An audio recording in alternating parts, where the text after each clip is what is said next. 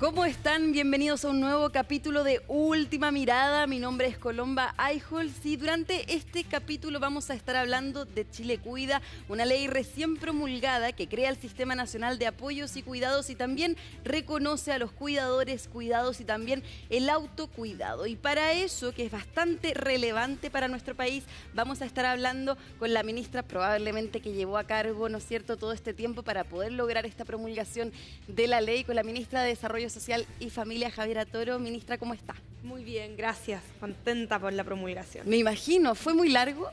Bueno, fueron casi 2 años de tramitación en el Congreso, pero también muchos meses y años previos de trabajo, de preparación, de espacios de diálogo ciudadano. Entonces, sí, han sido hartos años para llegar a esto. Pero bueno, si uno lo compara con otros proyectos, dentro de todo creo que logramos construir buenos acuerdos y que lograra salir durante el periodo de gobierno. Ministra, había, y no sé a quién acuñarle esta frase, pero la vi cuando se despacha esta ley en el Senado. Alguien decía, los cuidadores dejan de ser invisibles, las personas dejan de ser invisibilizadas con esta ley. Quería preguntarle por qué.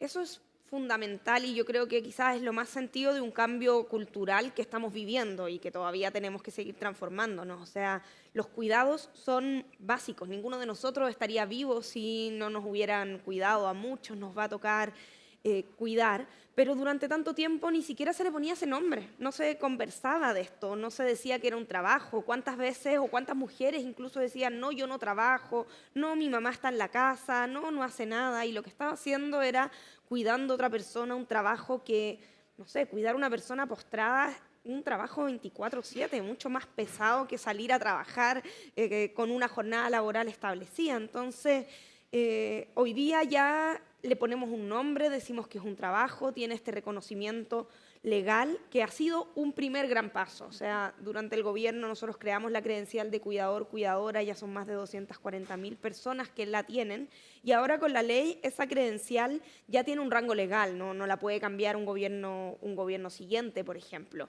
Pero el reconocimiento es solo el primer paso. Luego tenemos que, por supuesto, entregarle los apoyos para que sea una carga, un trabajo que se distribuya de manera más justa. Esta credencial se venía implementando ya hace harto tiempo. ¿Para qué personas aplica esta credencial y si también es universal, ministra? Porque muchas veces se puede hablar del cuidado que es dificultoso en donde estratos sociales más bajos, donde quizás no hay los recursos, no los tienen para poder cuidar a una persona, porque obviamente también hay que hablar de lo caro que es el cuidado de las personas. Pero quería hablar del alcance, porque también efectivamente el cuidado no es solamente algo económico, no es algo que cueste solamente económicamente, sino también de tiempo, que lleva mucho tiempo. Y quería preguntar en ese sentido el alcance de esta credencial, por ejemplo. Bueno, efectivamente, el cuidado es transversal y como lo define la ley, define todo tipo de cuidado.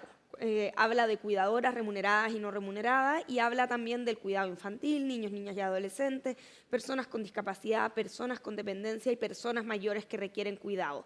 Y tiene un principio de universalidad, porque es cierto que, por ejemplo, en sectores o en familias con menos recursos, la situación es más compleja todavía.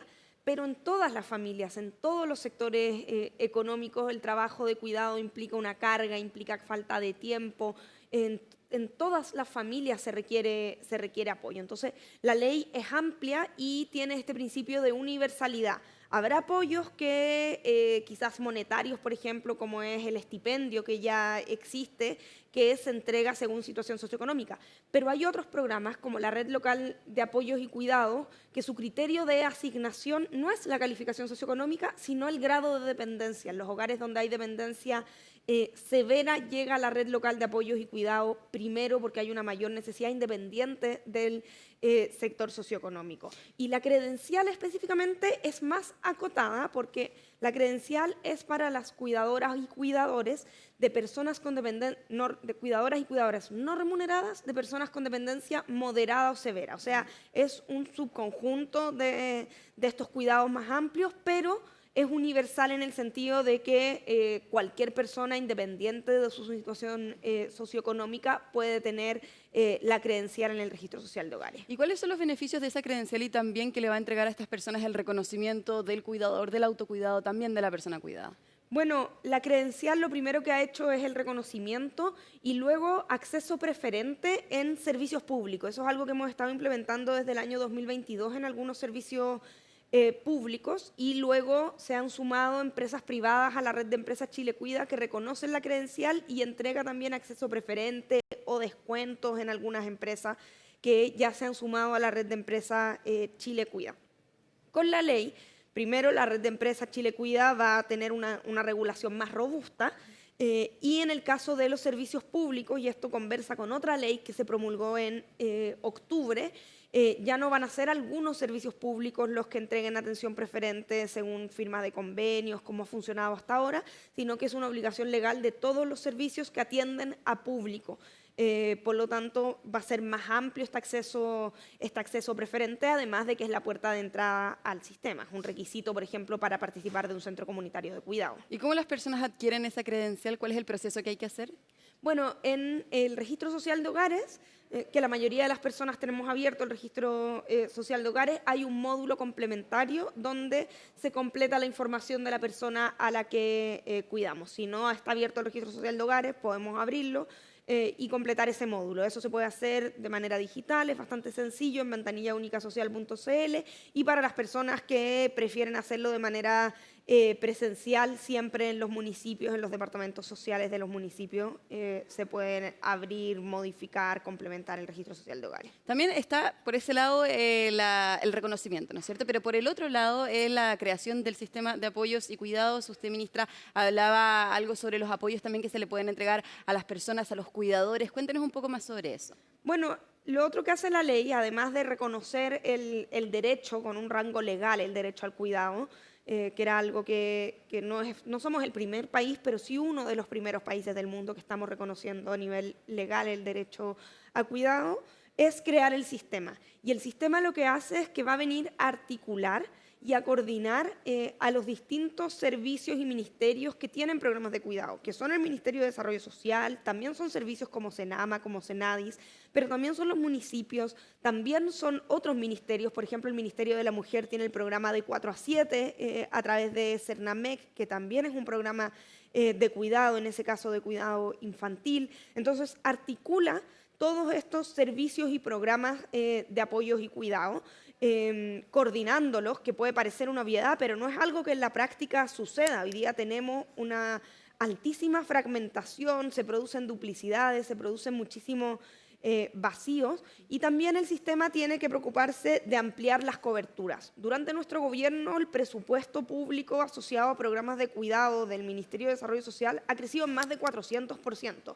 La red local de apoyos y cuidado partió en 90 comunas, o sea, estaba en 90 comunas el 2022, un programa que tiene más de 10 años, ya va en 215 y la ley asegura que llegue a todas las comunas del país. Son crecimientos muy significativos, pero aún así, frente a la magnitud de la necesidad, uno ve que el camino que queda por delante excede lo que se puede hacer en un gobierno. Entonces, esa va a ser la responsabilidad del sistema también, ir coordinando e ir ampliando la cobertura de los servicios de apoyos y cuidados. Y para eso hay que tener una coordinación, me imagino, con el gobierno entrante. Usted, entiendo, tuvo la bilateral con la próxima ministra de Desarrollo Social y Familia, María Jesús Wolf. Se habló de esto también, de cómo se va a ampliar y cómo se va a implementar la ley, porque claro, está promulgada, pero falta, me imagino, el reglamento, la implementación de la ley. Bueno, efectivamente, la ley va a ser su implementación principalmente responsabilidad del siguiente gobierno, va a haber que dictar varios reglamentos y hay un plazo de 6 meses para ello. Yo confío que el próximo gobierno también va a tener este compromiso porque es una necesidad muy sentida de la población y que no se interrumpe porque hay un cambio de gobierno, ¿cierto? Nosotros tuvimos una primera reunión, pero fue una reunión virtual solo sobre los temas de emergencia con la futura ministra, pero en las próximas semanas ella va a estar en Santiago y vamos a poder tener la reunión de traspaso y por supuesto este es uno de los temas centrales en que tenemos que traspasarle toda la información porque esto ahora ya es una ley de la República. O sea, si en estos 4 años de gobierno hemos avanzado muy significativamente en el crecimiento de Chile Cuida, en el crecimiento territorial, en la creación de centros comunitarios de cuidado, ahora al siguiente gobierno le va a tocar implementar la ley que consolida eso y bueno, la idea es que lo amplíe también. ¿Y están los recursos para ampliarlo, por ejemplo, lo de los centros comunitarios? Bueno, los centros comunitarios de cuidado actualmente hay 66 centros comunitarios de cuidado que ya están inaugurados y están en curso o en construcción, y con los recursos asegurados se puede llegar a 100 durante este año 2026. Eso está asegurado y está contemplado. Y la ley, además, tiene un informe financiero que tiene recursos. Por lo tanto, esta ampliación, por ejemplo, de que la red local de apoyos y cuidados pueda llegar a todos los hogares donde hay personas con dependencia severa, esos son recursos que están asegurados en la ley. Entonces, sí, eso está contemplado. Ahora, yo diría hay desafíos más adelante. Por ejemplo, los hogares donde hay personas con dependencia moderada también van a seguir necesitando Para poder seguir apoyo, ampliando el apoyo. y ahí sí ya va a depender seguramente de decisiones y de disponibilidad presupuestaria, pero los recursos están asegurados para llegar a 100 centros comunitarios de cuidado y están asegurados para que la red local de apoyos y cuidados llegue a todas las comunas del país y a todos los hogares donde hay personas con dependencia severa. ¿Y hay quizás también algún objetivo de poder ampliar esto también a las remuneraciones eventualmente de las personas que son cuidadoras no remuneradas? Bueno, esa es una demanda bastante sentida, apoyos monetarios a las personas cuidadoras que muchas veces o no pueden trabajar o han tenido que disminuir sus jornadas laborales en el mercado formal. Lamentablemente no pudimos ampliar esos apoyos monetarios durante este gobierno. Inicialmente, cuando se planteó una reforma tributaria, un porcentaje de esa nueva recaudación iba a estar destinada al sistema de cuidados, pero no hubo voluntad política para ello.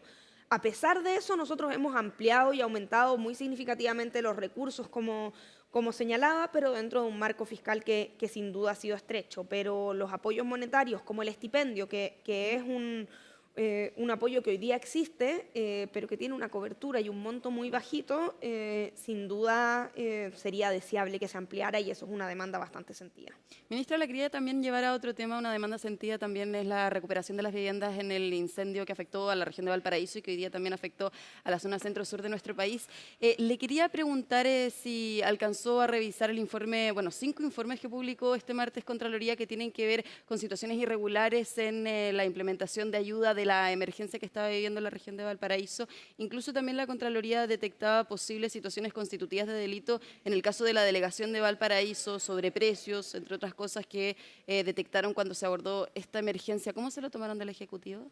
Bueno, aquí el gobierno lo ha señalado, el subsecretario Ramos fue bastante claro en eso. El gobierno desde el primer momento ha colaborado con todas las investigaciones, ha entregado a la Contraloría toda la información que ha sido solicitada, y de la delegación presidencial se ha puesto a disposición de ello, ha iniciado los sumarios que correspondan, así que toda la transparencia. Por supuesto, en emergencias existen herramientas para poder actuar rápido, para que haya mayor flexibilidad, y corresponde que haya una fiscalización, como en este caso ha ocurrido. Así que toda la disposición de parte del gobierno, tal como ha sido hasta ahora. Claro, usted decía que en las emergencias hay que avanzar rápido, ¿no es cierto? Y también, bueno, usted está desplegada como encargada del comité encargado de la emergencia, recuerdo, con los incendios en la región de Valparaíso. Y justamente uno tiene que acelerar todos los procesos para que estas personas recuperen sus viviendas, sus enseres que perdieron con las catástrofes. Pero, ¿qué ocurre también con la trazabilidad de las ayudas que van recibiendo esas mismas personas? Porque, claro, de alguna manera reciben mucha ayuda, pero no se ministra si es que hay una trazabilidad efectiva para poder ir reconociendo cada aporte, cada apoyo que van recibiendo. Bueno, eso efectivamente es así. De hecho, el Ministerio de Desarrollo Social cumple un rol relevante en eso. El Ministerio aplica la ficha FIBE y entrega las nóminas para el pago de los bonos, y por lo tanto, por ejemplo, las personas que han sido afectadas en emergencia pueden, de hecho, en la ventanilla única social, ver si han recibido ayudas de emergencia. Por lo tanto, respecto de ese tipo de apoyo, justamente es fundamental que esta trazabilidad exista, que esta además sea transparente a la propia ciudadanía, y ahí el Ministerio cumple un rol relevante en eso. Y también la fiscalización que posteriormente le hacen las mismas instituciones para que eso se cumpla. Pero, ministra, también le quería preguntar, y sobre la misma trazabilidad, decía el ministro de Vivienda, Carlos Montes, que quizás es necesaria una nueva institucionalidad, alguna subsecretaría, alguna división al interior del Ministerio del Interior, para poder tener una autoridad a cargo siempre de las catástrofes, para prevenirlas y luego hacerse cargo. ¿Usted cree también, y como vivió en el Ministerio de Desarrollo Social estas catástrofes, cree que es necesaria una nueva institucionalidad que se haga cargo permanentemente de las catástrofes? Esa es una reflexión que nosotros tenemos y de todas maneras la compartimos. Especialmente lo que necesitamos y lo que hace falta es una institucionalidad de las reconstrucciones. Para enfrentar la emergencia, la catástrofe, toda nuestra institucionalidad después del terremoto del 2010 cambió y se pasó de lo que era ONEMI a lo que hoy día es SINAPRED. Y por lo tanto, la institucionalidad propiamente de enfrentar la emergencia es una institucionalidad que está bastante robusta y ha ido consolidándose durante los últimos años. Pero cuando nosotros llegamos al gobierno no había ninguna institucionalidad de la reconstrucción. Cada emergencia, cada reconstrucción tenía su institucionalidad ad hoc. Típicamente se nombraba un delegado, a veces era un delegado externo, a veces era un ministro, a veces quedaba en el Ministerio de Vivienda, a veces en el Ministerio de Obras Públicas, a veces en un tema absolutamente aparte. Entonces lo que veíamos es un vacío absoluto respecto de la gobernanza de las reconstrucciones. Nosotros hemos dado un primer paso a través de la ley de presupuesto y las distintas leyes del presupuesto han determinado que el Ministerio de Desarrollo Social tiene el rol de coordinación de las reconstrucciones a través del Comité de Ministros y Ministras de la Reconstrucción. Y por eso es el rol que yo cumplo en 4 grandes reconstrucciones que estamos siguiendo en este momento.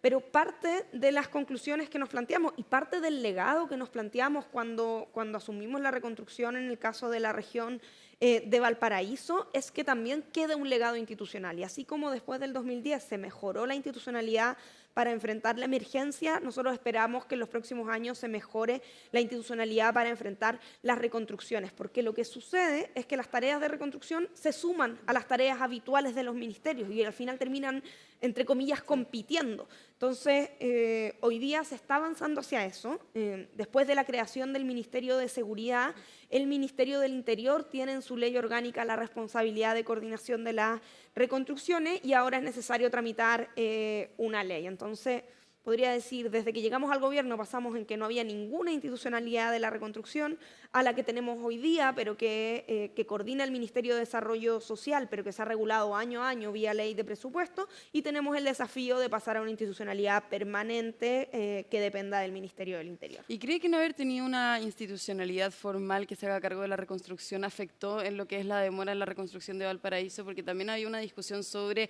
el avance de un 45%, decía el ministro Carlos Montes, pero luego el futuro ministro de Vivienda dice que es un avance de un 10%. ¿Por qué se ha avanzado tan poco o tan lento en la reconstrucción en esa región en particular? Bueno, en el caso de la reconstrucción de la región de Valparaíso, nosotros formulamos un plan de reconstrucción que siempre se planteó con un horizonte de 5 años y que se ha ido cumpliendo. O sea, los datos que ha presentado el gobierno y los que ha presentado el Ministerio de Vivienda son datos que son absolutamente verificables del avance de la reconstrucción, en ese caso de vivienda, pero el plan de reconstrucción tiene 7 dimensiones y tiene un 57% de avance en su globalidad. Y nosotros entendemos que frente a las necesidades, a las urgencias de las personas y de perderlo todo, por supuesto que estos tiempos son más largos de lo que uno desearía. Entonces, yo diría que hemos hecho las dos cosas. O sea, hemos logrado coordinar, hemos tomado decisiones relevantes. Hubo un primer año que requirió muchas adecuaciones normativas justamente porque no contábamos con esta flexibilidad. Por ejemplo, un tema que se discutió mucho tenía que ver con quiénes son personas hábiles para recibir un subsidio de reconstrucción.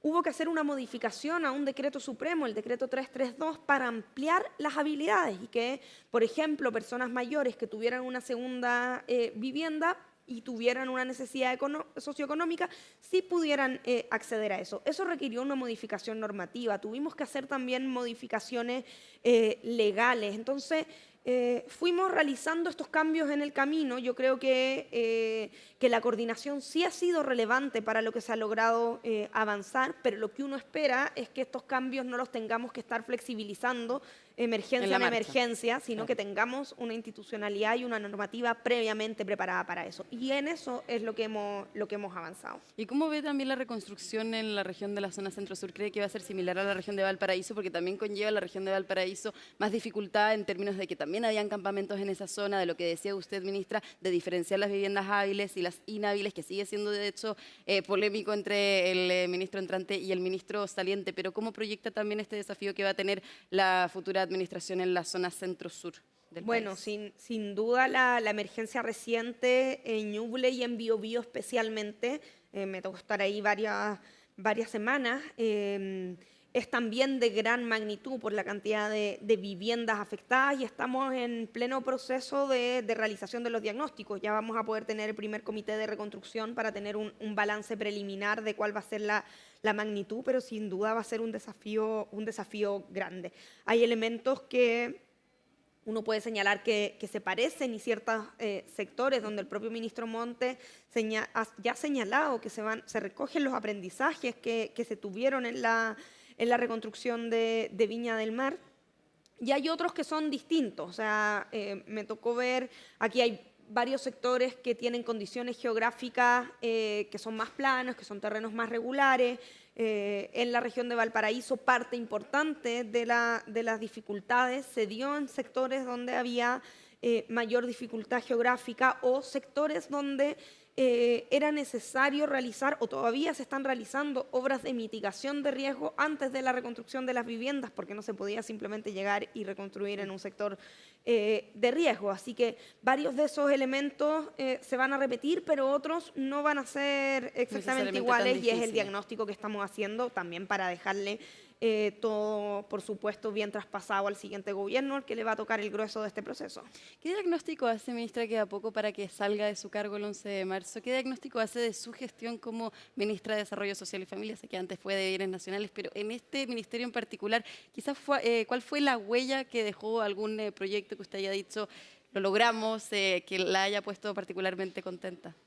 Bueno, un ministerio que ve muchos temas y además muchas necesidades y demandas muy sentidas por la población. Por lo tanto, en general es bien bonito el trabajo que realiza, pero sí hay dos cosas que yo creo que son fundamentales y que además son de las prioridades que me planteó el presidente cuando asumí. Es primero lo que recién conversábamos, la aprobación de la Ley del Sistema Nacional de Apoyos y Cuidados, que es un cambio completo que estamos realizando en este sentido.